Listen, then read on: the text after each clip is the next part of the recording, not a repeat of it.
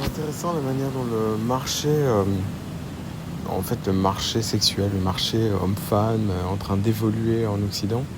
On voit que pendant des années, on a gardé le modèle, finalement, bon, où il y avait du dating, il y avait des nightclubs, il y avait des endroits, des bars pour se rencontrer. Puis il y a eu le Covid, et donc là, on est passé sur les applis de rencontre.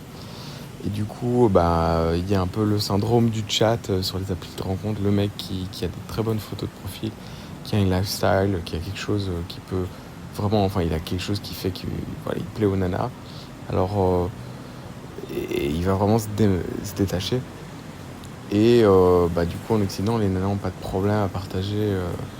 Elles vont préférer partager un winner que d'avoir un loser pour elle toute seule.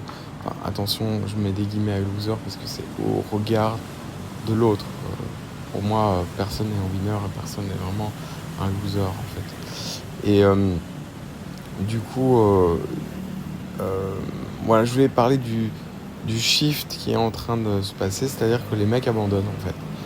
Les mecs désertent bon, les boîtes de nuit, c'est déjà fait, mais les, les, les, même les applis de rencontre, ils désertent en fait,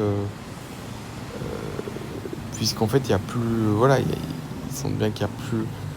Ils peuvent peut-être, il y en a certains qui se mettent en couple, mais du coup, il y a comme aux États-Unis, maintenant, enfin, il y a tout.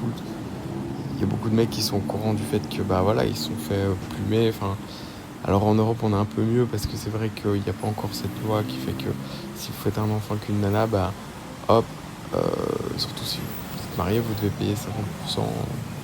La France, il y a ça, s'il n'y a pas de séparation des biens, bah, c'est 50% de votre patrimoine plus prestations compensatoire, équivalent d'une pension alimentaire. Attention, pas pour les enfants, pour la femme aussi.